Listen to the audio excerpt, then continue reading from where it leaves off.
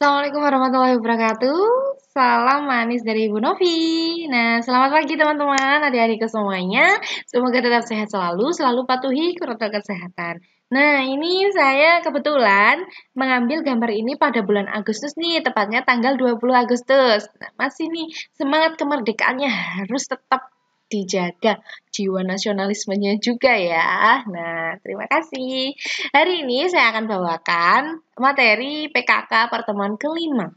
Tidak terasa ya teman-teman, pertemuan kelima. Semoga tetap sehat selalu dan bahagia. Nah, walaupun kita tetap di kondisi seperti ini, saya harap kalian tetap bisa menjadikan situasi ini sebagai kekuatan kalian. Nah, ini yang sangat penting dan digaris bawah ya.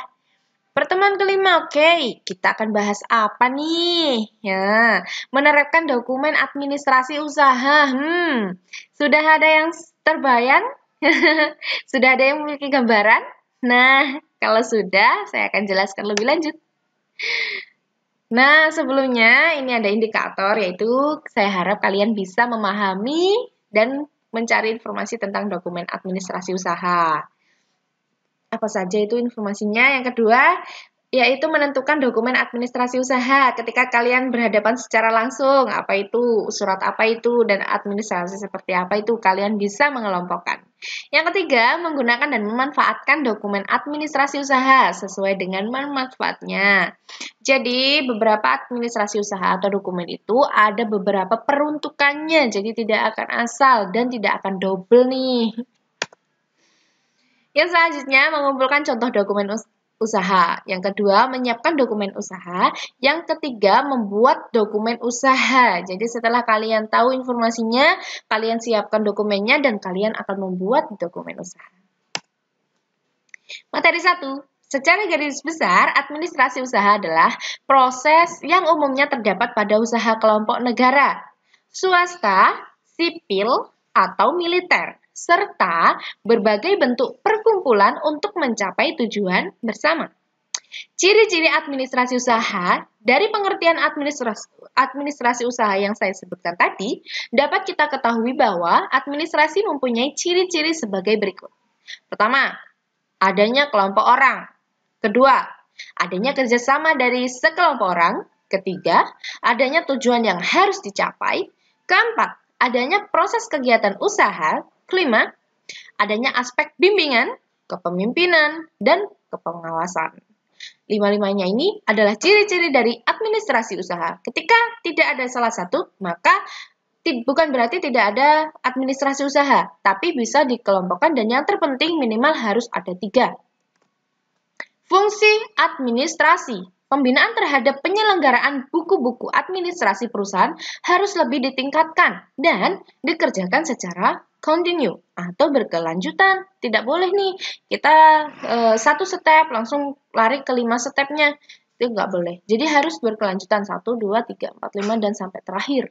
Maka dari itu, administrasi memang harus dibuat secara diatur dan sebaik-baiknya dengan fungsi yang sudah ditentukan, yaitu 1. Menyediakan dan melengkapi serta mengelola buku-buku administrasi perusahaan dengan baik dan teratur. 2. Mencatat alat-alat perlengkapan perusahaan dan kegiatan-kegiatan usaha ke dalam buku-buku administrasi. 3. Mengerjakan buku-buku administrasi perusahaan sesuai dengan ketentuan dan peraturan yang berlaku. 4. Memelihara buku-buku administrasi perusahaan dengan baik dan benar. Maksud dan tujuan administrasi usaha. Maksud dan tujuannya adalah 1. Agar wirausaha sebagai pemilik perusahaan dapat memonitor kegiatan dan pengendalian buku atau usaha.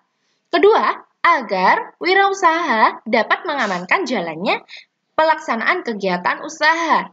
Yang ketiga, dapat mengevaluasi kegiatan-kegiatan usaha. Yang selanjutnya, dapat menyusun program pengembangan kegiatan usaha. Nomor 5, dapat menunjukkan adanya bukti-bukti kegiatan usaha. Yang nomor 6, dapat mengambil keputusan dalam pengembangan dan pengendalian usaha. Bentuk dan model catatan administrasi usaha. Nah, ada beberapa catatan nih. untuk administrasi dan usaha. Yang pertama surat menyurat, perjanjian dagang, pemesanan dan pengiriman produk, pemesanan produk, pembekalan atau persediaan, kepegawaian, dan proses produksi. Ada 7 bentuk dan model catatan administrasi usaha. Lanjutannya, pencatatan dan perlengkapan buku administrasi. A. Sistem pencatatan. Barang-barang yang milik perusahaan, baik untuk sendiri maupun barang dagangan, untuk dijual harus diadministrasikan sebaik-baiknya. Ada 2 cara yang digunakan, yaitu A. Pencatatan sistem terus-menerus. Sistem A apa sih? Terus-menerus itu? Nah, sistem ini juga disebut sistem buku pencatatan persediaan barang. Dilakukan secara terus-menerus untuk setiap jenis barang yang dibuat. Perkiraan, rekening, kartu, atau buku administrasi khusus. Sistem pencatatan secara periodik. Nah, dari kelihatannya saja kita sudah tahu nih periodik seperti apa. Nah, pada sistem ini, setiap terjadinya transaksi penjualan, produk hanya menerima uang atau piutang yang perlu dicatat. Jadi tidak semua dicatat ya. Sementara itu, harga pokok penjualan produksi harus ditetapkan dan dicatat berdasarkan daftar perincian persediaan produk yang ada. Jadi tidak semuanya dicatat seperti sistem pencatatan terus-menerus. Perlengkapan administrasi usaha apa yang harus dilengkapi? Yang pertama, ada buku pembelian, ada buku persediaan barang, ada pembelian tunai, pembelian kredit, penjualan tunai, penjualan kredit, dan buku perlengkapan, buku voucher, dan kwitansi, faktur, nota, dan sebagainya. Nah, yang bawah sendiri itu adalah bukti ya. Bukti, kalau kwitansi kita apa? Pembelian secara apa kwitansi? Betul, kwitansi adalah bukti secara tunai. Kalau faktur? Sangat betul sekali. Faktur adalah bukti pembelian atau penjualan secara kredit. Nah, itu contoh-contohnya. Nah, adik-adik, saya rasa sudah cukup untuk materi yang kelima ini. Akan saya sambung dalam materi yang keenam. Semoga bermanfaat, serta adik-adik semua dapat memanfaatkan dan mengaplikasikan di kehidupan sehari-hari.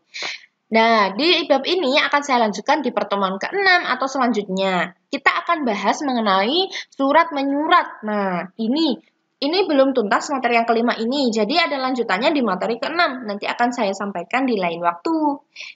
Terima kasih, sukses selalu jaga kesehatan, cuci tangan, social distancing, dan memakai masker. Selalu patuhi protokol kesehatan, jangan lupa belajar selalu, jangan lupakan media, dan jangan lupa berdoa kepada Allah Subhanahu wa Ta'ala.